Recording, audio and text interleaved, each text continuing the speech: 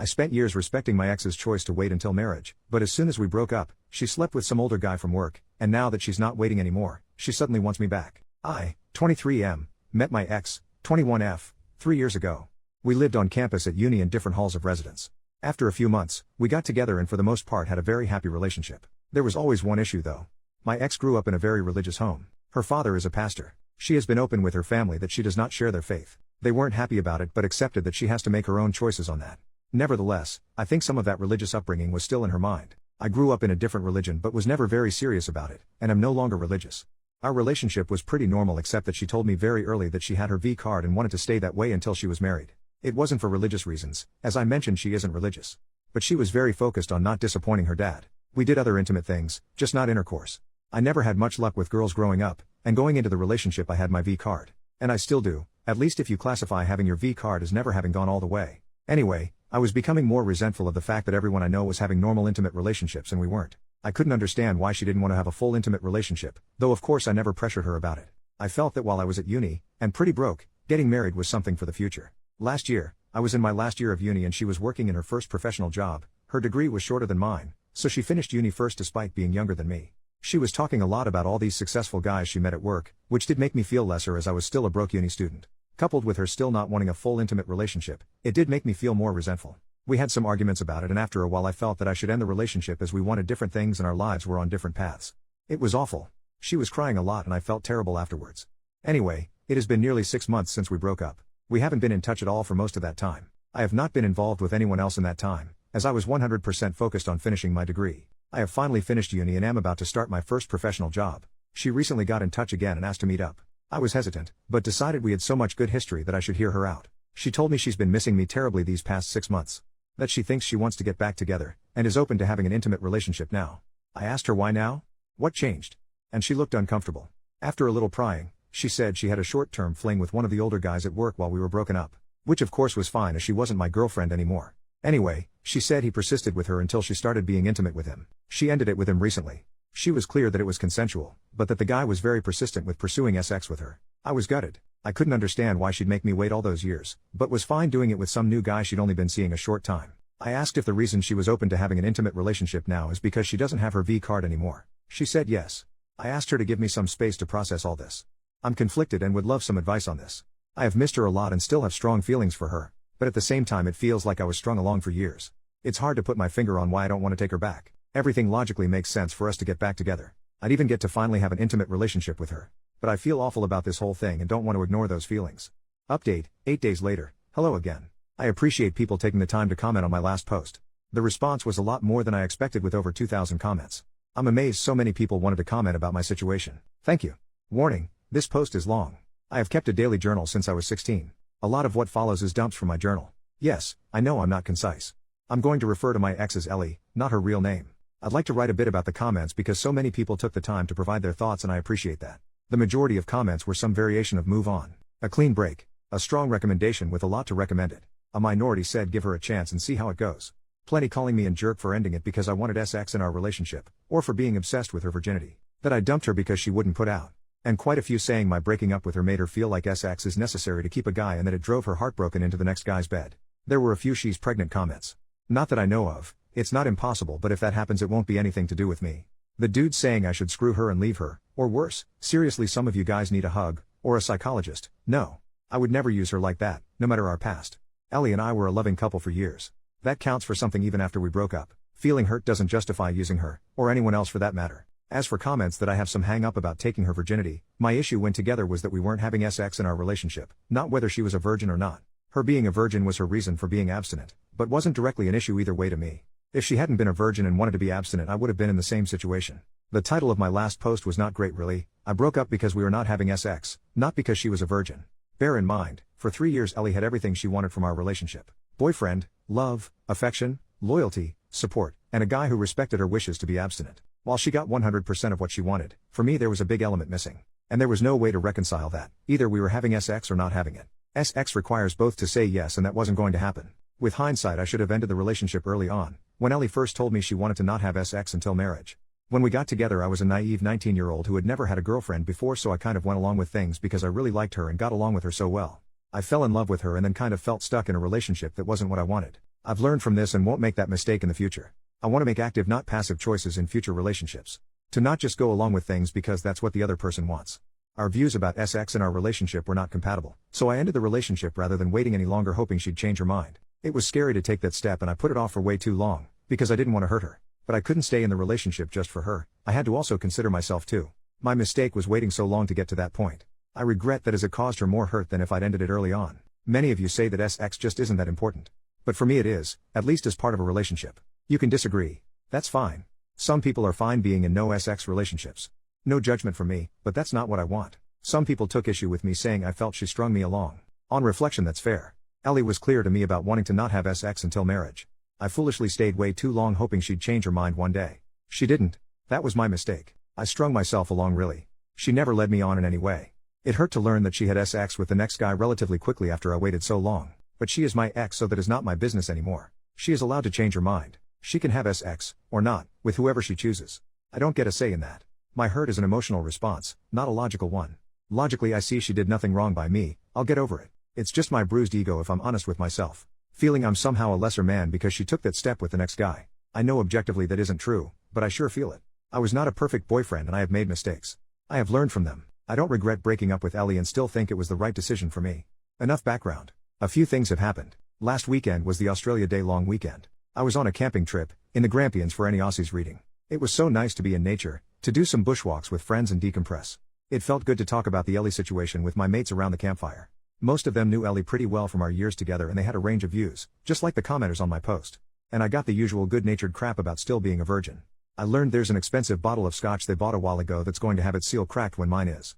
Bastards lol. One great question a friend asked was whether I would have ever decided to reach out and take Ellie back if she never reached out to me first. The answer is no. It was so obvious to me. That cut through a lot of the confusion for me. I was being too passive in this situation, and needed to do what I wanted. Not just react to what Ellie wanted. By the time I was on the way home, I had decided to not get back together with her. But that was moot. When I was driving home and got a mobile signal again, no mobile network where we had camped, the network delivered a bunch of messages from Ellie all at once. She said she was wrong to ask me to get back together, and that she's back with Tim, fake name, now. She also texted that the thing with Tim is more serious than she told me when she last met with me. She apologized for misleading me about her and Tim's relationship. If you remember, she called it a fling before. She asked if we could meet to talk about it. I was not happy, so I just texted back no. Not very mature of me, but I wasn't in the mood to hear more about all this. And I was surprised and pissed off that she lied to me. That seemed very out of character for her. She tried calling me but I didn't want to answer. She sent another text saying Tim and I had a fight. I shouldn't have come to you. And finally, I'm sorry. When I got home, I was an idiot and let my curiosity get the better of me. I looked up Tim online. His real given name is uncommon, so it wasn't hard to find. Found him on LinkedIn, which gave me his full name. Ellie is one of his connections and he works at the same firm, so I was confident it's him. He's a director at their firm, one level below partner. He also has pics on Insta.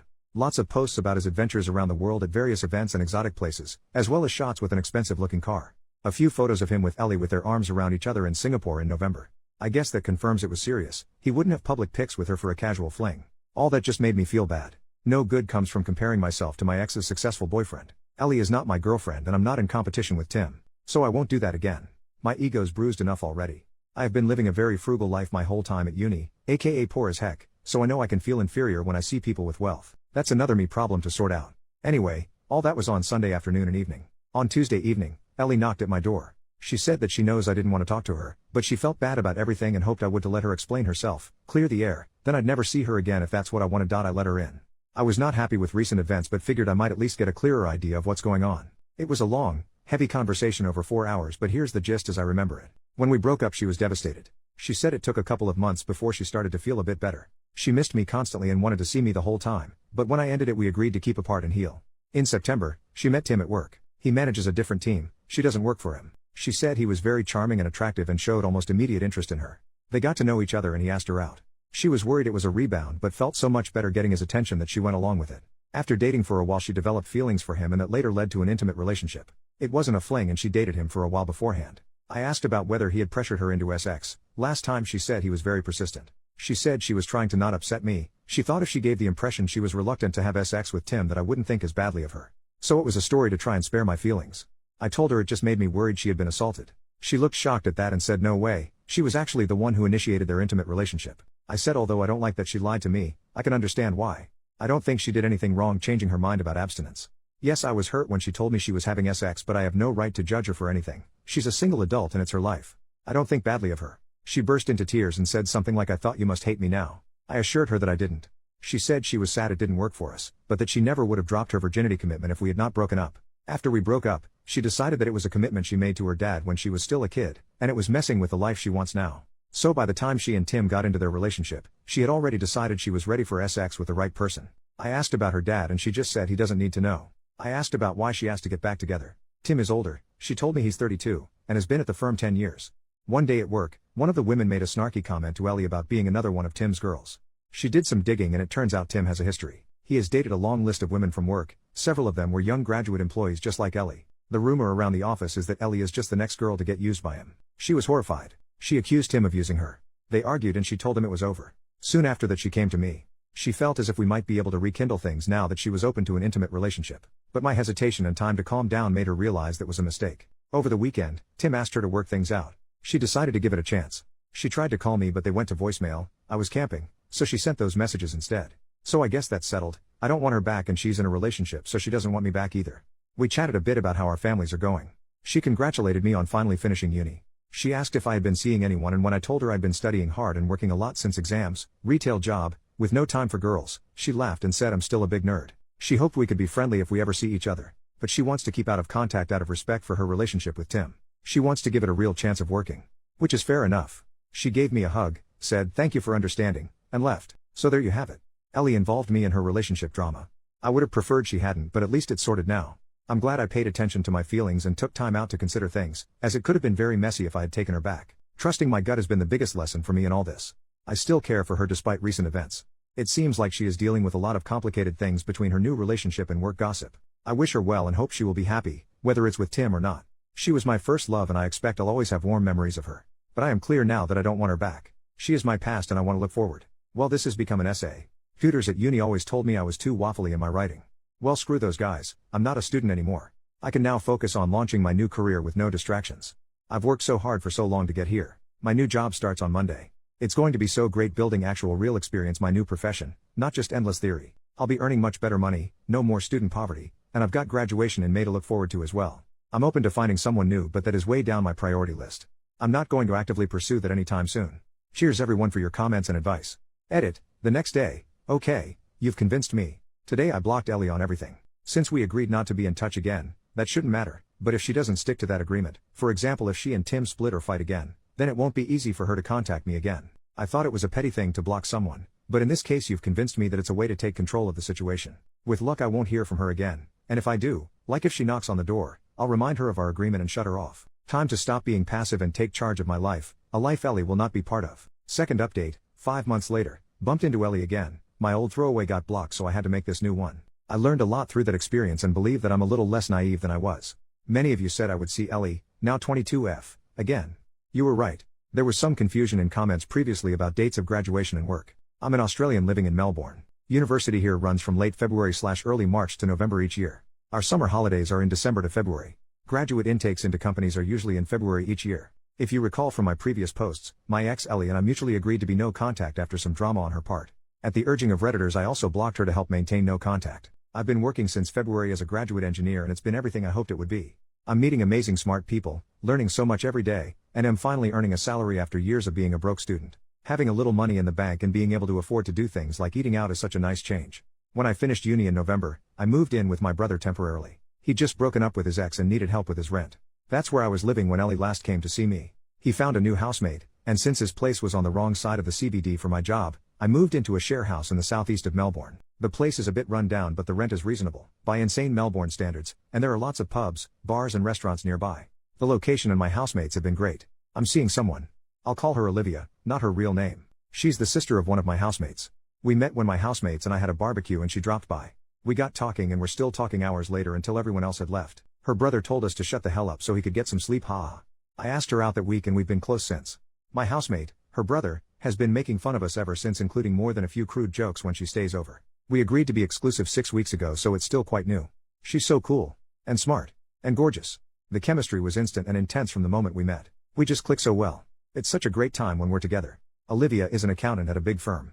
One of Olivia's workmates was having a party last month. She asked me to come to meet some of her work friends. We went inside and Olivia introduced me to the woman who hosted the party, her workmate Jess. There would have been maybe 40 to 50 people there. I didn't know anyone but Olivia. At one point I offered to grab more drinks. The kitchen was in a separate room. As I was getting them, a guy asked me to pass him a beer from the fridge. I introduced myself and he said, "Hi, I'm Tim," fake name from my last post. He actually said his unusual name.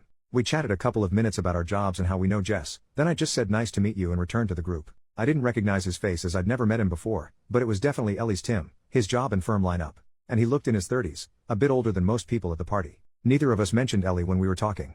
Later on I asked Jess how she knew Tim. She said she used to work at the same firm as Tim, also where Ellie works, but she moved to another employer, where Olivia works.